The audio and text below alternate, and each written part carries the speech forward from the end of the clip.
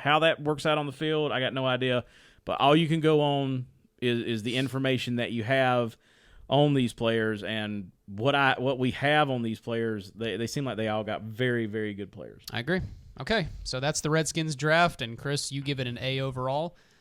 Yeah. So there you go, and I agree. I think you guys did have a very good draft. I think you guys' first 3 picks were just A++++++. Well, I'd go the first 4 because I think getting Sam JP right was a steal. That's right. Yep, I really feel like that was a steal. 100% agree. All right. Well, now I'm going to play host, and Patrick, the Pittsburgh Steelers. The Pittsburgh Steelers. With the 30th pick in the 2017 draft, the Steelers got T.J. Watt, outside linebacker, Wisconsin. Yes. What'd you think? Well, you guys know how I felt about this draft. You guys know that if Patrick was in the role of our general manager and or owner, I would have gone defensive back in the first round. Kevin King was still on that board at pick number 30. Buda Baker was still on that board at pick number 30. Got to be honest with you, folks. I was flirting hard with Reuben Foster at pick number 30. Right, a lot of people were. Yes. I think everybody was to some degree. But we ended up going T.J. Watt, and I think the first thing I would say about this pick is, first off, you shouldn't be overly surprised. Obviously, I wanted to go defensive back in the first round, but we knew 4 months ago, Chris, that outside linebacker was going to be what they did in the first round. So it shouldn't surprise anybody or make anybody mad that they didn't go defensive back. And number 2, it shouldn't surprise anybody that it was T.J. Watt.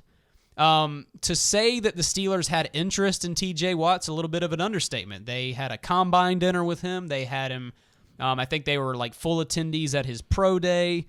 I believe they had him in for a pre-draft visit. I mean, the Steelers really, really liked this guy. So the fact that it was T.J. Watt, it shouldn't have blown anybody out of the water. But, I didn't hate the pick initially. I liked it, but as the days went on, I've just come to fall in love with it. I have fallen in love with T.J. Watt. I've got no reason to think that he will not be his big brother, J.J. Watt. There's just a lot to like here. First off, 6'5", 252. Chris, he has 12-inch hands. Yeah. I don't know how well you guys can see my hands in the camera. I probably have 5.5-inch hands, so I'm trying to envision a guy that has 12-inch hands. I can't do that. That's crazy. I mean, I met Sean Pollard today, Clemson's starting right tackle, and I shook his hand, and it was just like a toddler's hand going inside of an adult's. It was just crazy. That's the kind of hands he has. 33 and 1/8-inch arms, so he's got massive length. He started his college career at Wisconsin playing tight end. He then converted to outside linebacker in 2015. He actually didn't start in 2015. He was more of a reserve role because he had a knee injury. But then in 2016, he was fully healthy, and he became the full-time starter. A lot of what people are saying about T.J. Watt is that he doesn't have a lot of experience at the position, and that's his greatest weakness. And guess what? You're right. He doesn't have a lot of experience at the position. But, folks, here's why his greatest weakness is also his greatest strength. In just one season of playing outside linebacker, starting, he had 63 tackles, 15 and a half for a loss, and 11.5 sacks. That's in one season. Yeah. So where do you see? I mean, to me, and you can shut me down at any point here, but I feel like this pick was so much better than Bud Dupree. Well, because I felt like okay. I felt like when they picked Bud Dupree, it was so everything was so predicated on his combine workout, because when you went to look for the production on the college level, it wasn't there. No, there's not a lot of college tape on there Bud were Dupree. flashes, but the guy did not put up big numbers. Yeah. So I look at a guy like T.J. Watt, and I see nothing but production. Yes, in just one season. Yeah, I just see a guy that is just feasting. Yeah, and I mean, I feel like, does this guy push Bud Dupree? No. He's pushing Harrison. T.J. Watt is the Harrison successor when Harrison stops playing in approximately 2058, the year 2058. Okay. Yes. No. But Bud Dupree spot's fine. And look, I'm excited about Bud Dupree. What Bud Dupree did second half of the season was just so you really feel like scary. He'll carry that on? Oh, yeah. Look, Bud Dupree slated to be Defensive Player of the Year this year. It would not surprise me if Bud's racking up 12 slated sets. By who? A lot of people, man. By you? Think about what he did second half of the season. He led the NFL in sacks. He led the NFL in sacks last year for the second half of the season. If Bud would have played all season, how many sacks would he have gotten? Bud was doing scary things last year. I look at Bud Dupree as our Preston Smith because it's not a comparison. There are flashes like his rookie year, the second half of the season, he was phenomenal. He was unstoppable. Sure, and you just think, dude, we're on for a ride with this guy. Yeah, this 15 sack player. And I just wonder. I just feel like T.J. Watt could, if Bud Dupree's got to keep bringing it. Sure, because I don't think Watt's going to sit that bench long. No, but again, Watt is not replacing Bud Dupree. So you think he goes and plays behind? Well, there's no assuming. It is. He is the rotational guy right now for James Harrison. And look, I hear what you're saying. Look, Bud Dupree is still relatively. We still don't entirely know what Bud is. I mean, in a lot of ways. I guess here's what I'm saying. I feel like it was a really good pick because here's the thing: if the wheels come off Bud Dupree, at least it's not a tragedy.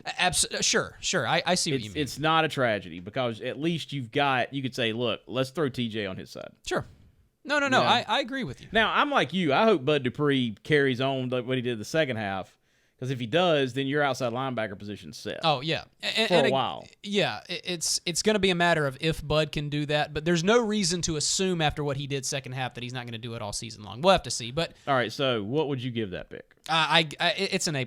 It really is. A+. When we talk about T.J. Watt, I watch how he gets after the quarterback, and it's just, when you watch J.J. Watt play football, obviously he's a big, strong guy, but there's such explosiveness off the line of scrimmage. There's an aggression. There's a fierceness with how he plays football. Kind of like Ron Anderson. That's how T.J. Watt plays. It's just brute force. It's aggression. He's got very good speed for a guy as big as he does. He's very good with his hands. Like I said, 12-inch hands. You can do a lot with those hands. The other reason why I like T.J. Watt, we talked about Tim Williams a little bit and some of these other guys. Tim Williams is a guy who he's not going to give you much outside of getting after the quarterback.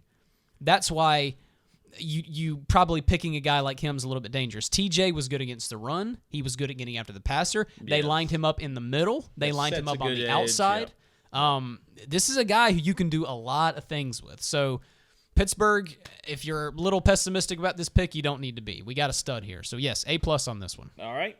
Let's hit round 2. Whoa. J.J. Smith-Schuster. That's Juju to you, sir. Juju Smith-Schuster. Did I say J.J.? You said J.J. Juju Smith-Schuster. Yes. Talk to me.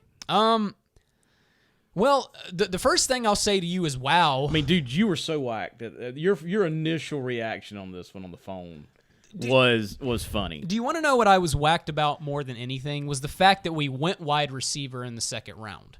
I think that blew everybody's mind. I mean, right, because I think Juju Smith-Schuster was one of my favorite receivers. Oh, he's one of the best in the draft, no doubt about that. I mean, obviously, we talk about the best wide receivers in this draft. You had Mike Williams, Zay Jones. Trying to remember a couple of these other big ones, but right after those big guys in the first round off the board, he was next man up. Yeah. I was surprised he went second round. I was surprised he went to Pittsburgh. Right, but let me ask you this: don't you feel like on some level this is a pick that says, Martavis, we don't need you. Oh, no. We would love to have you. We want you here, but we're not stopping. Our offense is not putting on the skids. Well, I think it's a shot across the bow. And now that's not the whole reason they drafted him. That's why it was as high as the second round. I don't think that it's necessarily that you don't draft a guy just to send a message to another guy. You draft him because you feel like he was the best player on your board. Sure. But I'm just saying, I think it is going to have the effect of them being able to look at Martavis Bryant and saying, hey, pick it up. Well, I initially was very mad at the Steelers for picking a wide receiver in the second round, but folks, I'm going to make it so it makes a lot of sense to you. So here's what we have at wide receiver right now. You've got Martavis Bryant. Obviously, we're all psyched that he's back, but until Martavis can stay on the field for a full year and not fail any drug tests, there is reason to be skeptical. I'm not crapping on him. I'm happy for him. I'm glad he's back. But look, are we still a little nervous about him? Yeah. Well, listen, history is against him. It is. It really is. When you get to a guy that is on this level of testing and has already been banned for a year, the case studies don't bode well. Josh Gordon, Justin Blackman, Randy Gregory for the Cowboys. I mean, the list goes on. It's tough to get off the cush. It is. And other things. He wasn't just on the cush. So to me, But here's the thing, man. It's not even just about Martavis. Right. Obviously, you've got Martavis Bryant, but here's your depth, ladies and gentlemen. Kobe Hamilton, Sammy Coates, and Darius Hayward-Bay. There's your depth. Right. So obviously, we're looking at Martavis. We've got both eyes on him, making sure he's on the straight and narrow. And then we've got this garbage depth. So the more I've had, the more these days have unfolded, and as I've had time to think about it more, taking a wide receiver in the earlier rounds was smart. It really was. I think so. But guys, with Juju Smith-Schuster, holy cow, what a stud. What a stud of a football player. Number one thing that stands out to me about this guy watching his tape, tough, physical catches. Yes. Sammy Coates, are you listening? Juju Smith-Schuster does not have to have the ball thrown to him perfectly with nobody around him. This dude fights, he catches in double coverage, and he makes necessary adjustments to catch what look like uncatchable footballs. Yep. Yak, yards after the catch, is another big thing with this guy. As fun as it is to watch him catch the football, seeing what he does after the catch is almost equally exciting. This is a guy who's going to pick up a lot of yards after the catch. I'll tell you who he reminds me of a lot. You talk about Pierre Garçon a lot. And what's one of the number one things that you would always say about Pierre Garçon? This dude does not like to be tackled, and he fights and scraps for every single yard. Smith-Schuster's the same way. This guy will get as much field as he possibly can. Also, do you remember a guy named Hines Ward? He used to wear number 86. Remember how hard that man blocked? In fact, he probably was the reason there's been a couple of rule changes with how hard he blocked. Folks, go watch some film on Schuster and tell me he doesn't look like number 86 with some of these blocks he puts on people. Yeah, I think he's a physical player. He's physical. He's exciting. He has a passion for the game. He genuinely just has this raw passion for football. And let me ask you this. I think it's a little bit of a change of pace, too, because over the last 2 or 3 seasons, we've thought about the Steelers in terms of a vertical passing attack, receiver-wise. Sure. And I think he gives them, and this doesn't take anything away from Antonio Brown. For his size, he's very physical. Mm-hmm. I mean, he can go over the middle. But I think it does give them a different type of receiver. No, it does, because I'll tell you what they're going to try to do with Smith-Schuster. He's going to try to be what Marcus Wheaton was supposed to be. That is a guy who stands about right in the middle type of height, 6'1". Yeah. A guy who can play on the outside, also play in the slot. I'll tell you a guy who needs to be scared is Eli Rogers right now. Obviously, Martavis Bryant comes back. He's your X receiver, and Antonio Brown's your other one. But I'll tell you the guy who in the slot needs to be scared is Eli. Smith-Schuster could very easily win out this slot job, in my opinion. That's just me. But anyway, what do I give this pick? I got to give it an A. I was going to give it a B because I was all mad we took a wide receiver in the second round, but it makes sense. It actually does make a lot of sense. So I give this pick an A. Whoa. But isn't it amazing how like your snap reaction on some of these picks, like, man, why they do that? But then when you think about it a little bit, you start saying, because what this screamed to me is best player available. Yeah. This was their board. Mm-hmm. They weren't going to go by some little need chart. This was, hey, holy cow, he's still there. Let's grab him. Absolutely. All right, third round, you had 2 picks. Yes. Cameron Sutton, cornerback out of Tennessee. So you just basically said what my whole process towards this pick was. I went from throwing things to, as I've had time to watch film on him the past couple of days, we're going A+ on this pick right here. I want to be very honest with you. Cameron Sutton was not my favorite cornerback in this draft. Obviously, guys like Marshawn Lattimore, Marlon Humphrey, Garyon Conley, Kevin King, Fabian Moreau, guys like that were looked at as the top cornerbacks in this draft class. But folks, with Cameron Sutton, we did get ourselves a stud here. Chris, what have we been saying all offseason with the Steelers? Got to play more what? Man coverage. And guess what this man specialized in at the University of Tennessee? Man coverage. This is all he did, folks. He was a man-to-man coverage corner. So is he going to play? He's going to play on the outside? Can play anywhere. He can play outside. He can play in. The likelihood is that he's going to play in the slot, start on the slot. So we got what? Sinquez, Golden, Artie Burns. Sutton probably is the reason why Golson won't be playing for the Steelers. To me, Golson's walking such a tightrope right now, man. A guy who hasn't been on the field for 2 years. Also was in an airport earlier back in I think March, had a gun in his bag and got in trouble for it. Now, granted, it was a legal gun. It wasn't illegal, so there was no foul play there. The idiot shouldn't have brought it to an airport. But Cameron Sutton could very easily win that job out. But with Sutton, guys, you're looking at a guy who's got very solid size. He's 6 foot right on the dot. Very nice long arms. His freshman year, and a lot of you might be sour about this pick, but I want to try to sell you on Cameron Sutton right now. So freshman year, he has 9 pass defends, 2 interceptions, and 7 pass breakups. Sophomore season, 3 interceptions, 13 passes broken up, and 16 pass defends. Junior season, had every right to leave for the NFL, but he didn't. He had 1 interception, 6 passes broken up, 28 tackles, 3 of those were for a loss. Then his senior season was very disappointing because he actually broke his ankle. Missed half the season, but even with just missing half the season, played 7 games, 23 tackles, 2 for a loss, and 4 passes broken up, and 1 interception. When you go watch tape on this guy, you can't tell me his coverage skills aren't great. You cannot tell me. He sticks close to receivers. He mirrors their routes well. He has incredible anticipation for when they're going to break on their routes.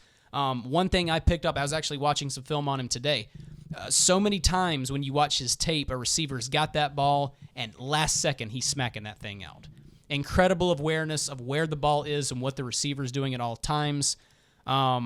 I know I'm making him sound like he is Marshawn Lattimore right now. He's certainly not. But guys, we got a good pick here. You like that pick? Yes, go watch tape on him if you don't believe me. There's a lot to like. This is a very, very good man-to-man coverage corner. Extra little cherry on the cake. He has great punt return skills. In his sophomore season, he returned 14 kicks for 158 yards, 1 touchdown. Junior year, he had 25 punt returns for 467 yards total and 2 touchdowns. So you get this guy who has very above average man coverage skills, and he also can return punts, and you got yourself a nice little package in Cameron Sutton. So complaints about Cameron Sutton, and this is something everybody's been saying about him. He's not an overly physical player. Well, when I say overly physical, it's mainly tackling. He's very physical with getting up in receivers' faces and getting his jabs in there and trying to disrupt them off of their routes, but he's not the best tackler. He kind of picks and chooses his tackles at times, which that's something that drives me up the wall. So he's going to have to learn to be a lot more physical with his tackling. But overall, guys, you need to like this pick. We got ourselves a solid cornerback with this pick. So right. I'm giving this I'm giving it an A. I like it. I like it a lot as I've had time to sit with it. Okay. Connor. James Conner. Pittsburgh. Folks, how are you going to hate it? That's the way I look at the James Conner pick. I know that there's a lot of you out there that feel like the Steelers reached a little bit on this pick, that there were better players on the board, and some people have even said, but there were better running backs on the board at the time, which I guess you're technically right. There might have been some better running backs, but how are you going to hate this pick? Obviously, I don't think we need to say any more about his story that's already been said. A guy who, after winning ACC Player of the Year in 2014, the very next year, he's diagnosed with Hodgkin's lymphoma. It goes to stage 2, which is actually pretty serious. On top of that, he also had a torn MCL. So, man, what a bad year for the guy. Beats cancer, beats the MCL injury, comes back next season to rush for 1,092 yards off of 216 carries and 16 touchdowns. I mean, it's one of the most feel-good stories in all of sports. But let's put the feel-good aside here for a second, folks, because one of the things that Mike Tomlin and Kevin Colbert said right after they picked this guy, we didn't pick this guy because we felt bad for him. Right. Obviously, did his story factor into it? Yes. I mean, also plays football at the University of Pittsburgh. University of Pittsburgh shares a facility with the Steelers. They share the same field. They play at Heinz Field on game day. So this guy knew the Pittsburgh Steelers. He knew the coaching staff. He knew all the players. So it is very movie-like, the fact that guy from the University of Pittsburgh is now playing for the Steelers. But, guys, this was not a sympathy pick. This was not a, James, we're picking you to be on ESPN's 30 for 30. Right. This guy is a powerful running back. In 2014, folks, do not forget what he did in 2014. 26 touchdowns that year, 1,765 yards, ACC Player of the Year. This guy just runs with brute force. Yeah, I remember him in the Clemson game. Ran all over. He really good in a muddy area. Yeah. Again, with a muddy line, he plays off contact well. Yes. Finds a way to fit the crease. Yep. Runs well after initial contact. Mm-hmm.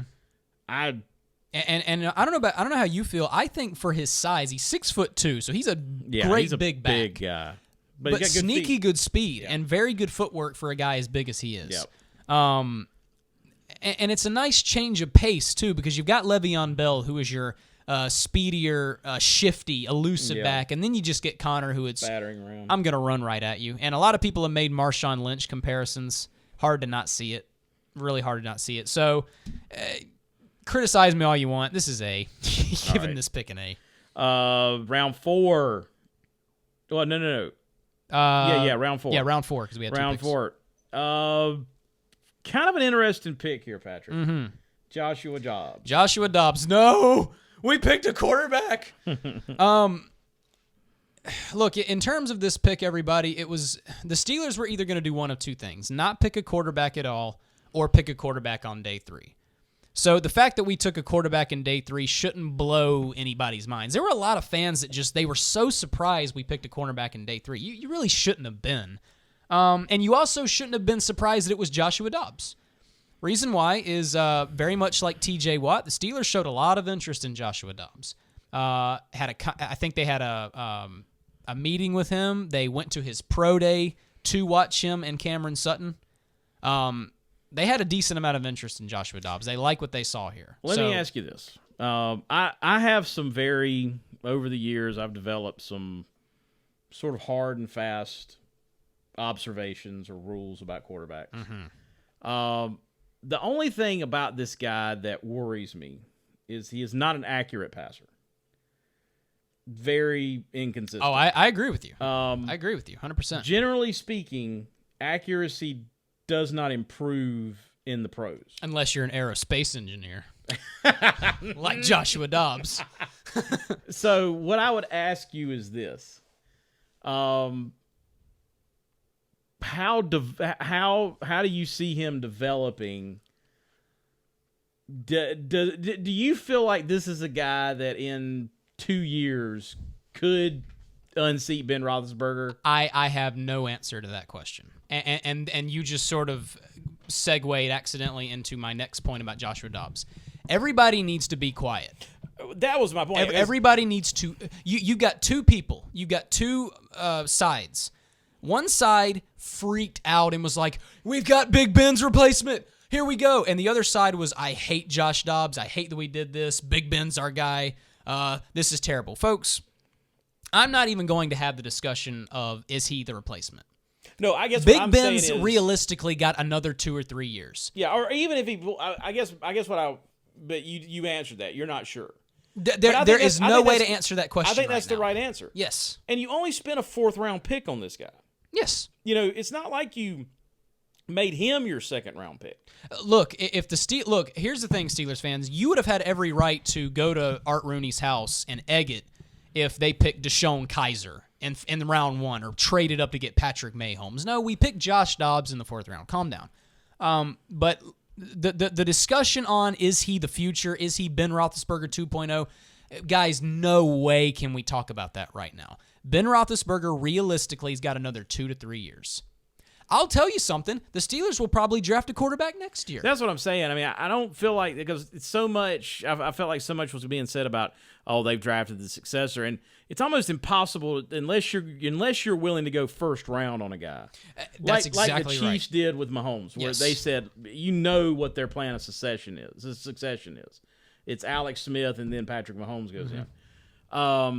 But I don't think the Steelers have to be in that box with this pick. No, I mean, absolutely I think not. he grew on me the more I watched out of him. Look, there is a lot to like about Joshua I think he Dobbs. throws a nice deep pass. I think he throws a nice downfield ball. He's got a cannon of an arm on him. In the feel mobility like- department, he needs no coaching. Right. He's He is amazing to watch out very in open mobile, space. very smart. I just feel like the nuances is what he's if he's going to make it in this league, then he's got to get better at the little stuff. Yes, he has very inconsistent accuracy. Interceptions have been a problem at the times. footwork, and a lot of the accuracy issues. If you can get your footwork down, Yes. that's where a lot of it comes. But it's tough for guys to break old habits. But my point is, and I think that's what I was asking is, this doesn't have to be Plan B. No, it's too early. Everybody calm down. It's too early. But as a pick, did you like it? Yes, I did. Look, I'm just going to go ahead and say this right off the bat. Do I want Joshua Dobbs to be our future quarterback? I do. Why? Because I like Joshua Dobbs. Guys, Joshua Dobbs is far from ready. He is far from ready to be a starting NFL franchise quarterback.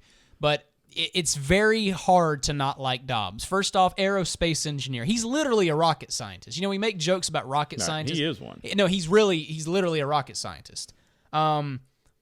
He completed 63% of his passes in 2016. He threw 27 touchdowns. He had 2,946 total yards. By the way, that was only 13 yards shy of Peyton Manning's single-season record at Tennessee. There's a lot to like about this guy. In the character department, probably the guy that had the highest character of anybody in this draft.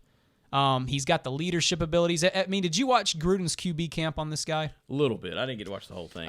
The first part will blow your mind about the guy. I mean, Gruden's got a charity and a foundation, and years ago he gave Dobbs a T-shirt of the logo. Well, Dobbs never forgot that, and right there at the beginning, Dobbs hands him a check. And Gruden is just, he can't believe it. He's like, you remembered that? He's like, yeah. He's like, I never forgot that. And he wrote him a check for his charity. He is very likable, very smart. I could see this guy one day maybe being a starting quarterback, but I'm not even going to have that discussion. It's too early right now. He's got a lot of development to do. Grade on this, B-. B-. All right. Next round, number 5, Brian Allen, defensive back out of Utah. Yes, a lot of Steelers fans were a little too excited about this pick, and a lot of the reason why they were too excited was because of just the metrics. Brian Allen is 6'3", 215 pounds, and he ran a 4.47. I tweeted it out when we got him. It's a poor man's Kevin King. Kevin King obviously has got the freakish size to go along with the freakish speed. Brian Allen's got a lot of that as well. But I want to be very clear, 35-inch arm, so he's got a lot of good metrics. But guys, Brian Allen's very raw. Now, very raw. Did you see him as a safety? Or do you see him? Well, it was interesting because he played both in college. Right, I knew he'd played both because Yes. I'd done a little work on him. By the way, I like the pick. I'm giving it an A, and you'll see why in just a second. But I realistically, Chris, I'd say probably corner. He'd probably stay at corner. He began his college career at Utah playing wide receiver. He made the switch to corner about 2 years ago. He played 42 total games at Utah. 32 of those were a defensive back. In 2015, he had 1 interception, 3 passes broken up, and in 2016, he upped his interception production and he nabbed 4 of them, and that led the team altogether. Did a lot of film watching on this guy. Look, you're going to like him right away. There's a lot to not like, but there's also a lot to like. He uses his really big frame and his long arms to jab receivers right up there at the line of scrimmage to disrupt them off of their routes, was very good at that. The other advantage that Brian Allen has, and he did this a lot, a guy like Allen can afford to get beat a little bit because of how big he is, because of how long his arms are. He can afford that receiver can get a couple steps on him, and that's fine because he can use that big frame to get his hand in there at the last second, which is what he did a lot. I like this pick a lot. There's a lot of upside here. I could see Allen one day maybe being a starting corner on this team, but we do need to dial back a little bit. The metrics are good, the size is good, the speed's good, but he's got a long way to go. Okay. Tackling is a big issue with Brian Allen. He's not a good tackler at all. He's not an overly physical player at all. I like it. I'm giving it an A, by the way, because I think it's a good pick for the 5th round. Right, you feel like for the 5th round, I think this is a good pick. And when you look worth at developing. Yes, and when you look at, William Gay doesn't have much longer. Ross Cockrell, we don't. If Cockrell doesn't have a big breakout season, it's probably safe to assume that he's probably gone. Sinquez Golson, who knows what's happening with him.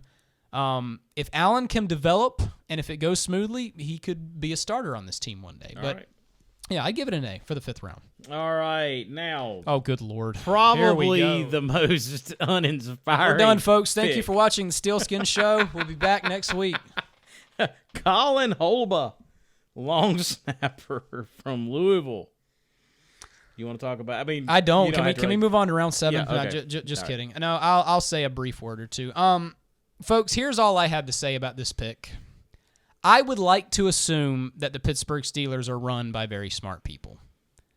I would like to assume that Kevin Colbert is a genius. I'd like to assume that Art Rooney II is a genius. And I would like to assume that Mike Tomlin's a genius. I'd like to assume that these people see things that we don't. The only way that I know how to make sense of this pick, there's really not a lot of ways to make sense of this pick, but let's try to play devil's advocate. Greg Warren, who is our 170-year-old long snapper, is turning 36 years old. It's very soon. He's old as dirt in football years. So I guess maybe we're trying to replace him. And here's the other thing about long snappers. They don't grow on trees. You don't exactly go out there and find long snappers laying around. So, dude. And not to mention long snappers stay with you for years. You don't exactly... Yeah. Really? This is the type of pick, Patrick, that you could get the most bang for your buck. Oh, he's probably going to be 39. We mock it now, but he could be a 17-year player. Sure. And here's what this is where you put your tinfoil hats on, everybody. The Steelers have 3 long snappers. Okay, so let me ask you this. We have Cameron Canaday, Greg Warren, and now we have Colin Holba, and not one of them have been cut. So what are his snap times? What are there combine stats? What kind of splits are we looking at on field You're goals? A douche. Field goal. I mean, come on. Make me want this pick. Sell me. He ran, Holba. And by the way, this is impressive for a long snapper. Ran a 4.65. Now you can't tell me that your long snappers normally run 4.65. 4.6. For a long snapper, dude, that's getting in. Also, could he play outside linebacker? Well, he's 6'4", so maybe. By the way, Kevin Colbert, it was the cutest thing in the world to watch Kevin Colbert sell this pick at his press conference. You're looking at a guy who's got unusual size for the position. I mean, he was trying so hard. Well, it's like the time the Redskins to sell this. It's like the time the Redskins a couple of years ago, 2014, I think it was, when they drafted Zach Hawker, the kicker. And then they drafted some tight end, Ted Bolzer from Indiana, and you just look at that dude like, no way this guy's going to make a team. Ted Bolzer? Is he still playing today, though? No. Oh, and Zach Hawker's not either. Well, Zach Hawker maybe bounced around. But anyway, you just felt like, dude, you just wasted 2 picks. You could have got those as street free agents. Yeah. But anyway, all right, so give me a grade. F. Whoa. I mean, I'm by the way, I'm not being cute. It's just hard to get excited about a long snapper in a draft. You're telling me this you couldn't have gotten him as an undrafted free agent? That's what I'm saying. There's no way that Colin Holba was going to be drafted. Maybe they fell asleep, and when they woke up and their car, it was time to turn the card in. He just like hit. They were just like, maybe he hit the wrong button, wrote the wrong name. And then I thought you said Holba. Mr. Colbert, you said a long snapper. What? Okay. I mean, look again, guys. I guess he's the replacement to Greg Warren, who's turning 36. I guess Warren. I say he's starting outside linebacker in 3 years.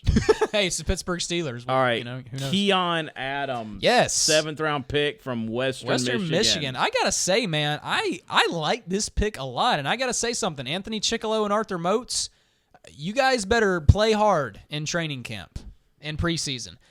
Keon Adams, a lot of people are gonna say, 7th rounder. Guys, this is not a pushover at all. 14 sacks in his career at Western Michigan. 7.5 of those came just this season. 5.5 came in his junior year. He also had 18 tackles for losses this past season.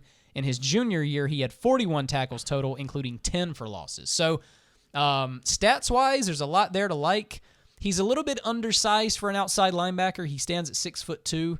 the ideal size for an outside linebacker in a 3-4 base is 6'4", 6'5". So, but then again, James Harrison. I mean, good Lord, you know what I mean? He is a former basketball player, and it won't take you very long to pick that up when you watch his tape. Very shifty, good hips, very quick on his feet. It's interesting to watch pass rushers individually, how their technique of how they get after the quarterback. He kind of relies on elusiveness and footwork, and he was very good at it. There seems to be some buzz of him shifting to inside linebacker because of his speed and because of the footwork and because of the elusiveness. Yeah, size-wise, he does fit the mold more of an inside backer. Yeah. But look, there's a lot of good tape on him at outside linebacker, and when you look at our depth right now, Anthony Chickalo, Arthur Moats, that's nothing to get excited about. Yeah, I feel like this is a dude that, he could do it. If he gets some opportunities and has some splash-type plays, he could sneak onto the roster. Yeah, so this one, I'll give a B+. I'll give a B+. I would go A. No, actually, no, I'll tell you what, I'll go A. I think to get this guy in the 7th round is actually kind of a steal. So I'll give that an A. I guess to give us a final grade, this was not the most, it wasn't the most overly impressive draft the Steelers have ever had, but for the most part, good, solid football players who love playing football. Not to mention, morals and character seem to be something the Steelers placed a high premium on in this draft, which is something that I kind of noticed. Smith-Schuster, T.J. Watt, Josh Dobbs, Cameron Sutton, all just high character guys. Stand-up guys. Yeah. And that's important, believe it or not, that those are just little things that are very, very important. So I'll go B+ on this draft. Very solid draft class overall. That's going to do it for us today, everybody. What I would like to do on the next episode of the Steelskin Show, Chris, is now that we've got our draft picks, let's talk about where our teams stand. How do we think that these picks are going to affect our rosters? That type of thing. That'll be kind of a fun discussion to have, but we'll get to that maybe next week. Then again, we sort of tend to lie about when we're posting episodes, so just don't. Well, just disregard that last part. Well, no, see, we have really entered a dead time now. Now we just got to make up stuff to talk about because it's tough now because you've got it's a couple weeks to rookie minicamp. Yes. OTAs are going on, so there will be some news, and then there will be the full team minicamp will be coming up here, sometime in May. That's right. So sometime this month or late or early June. Early June. But for the most part, you got your 90 in, mm-hmm. and I guess if anything, we could do maybe way too premature 53-man roster predictions. That type of thing. This is the perfect time to get your tinfoil hats on and make stuff up. It's the perfect time if you're a sports journalist. But it will be interesting to kind of kick around. What this does. Slot. Yeah. But anyway, so everybody, that's our draft recap show. Hope you enjoyed it. Remember, you can follow us on Twitter. I am at P_Garrison. He is CGLSKSC. The show is at Steelskin Show. You can like the show on Facebook. It is facebook.com/Steelskin Show. We are on YouTube, youtube.com/Steelskin Show. Go subscribe over there. And iTunes, last but not least, go subscribe. Don't forget to rate the show and write a review. Everybody, this has been the Steelskin Show. We will see you next time.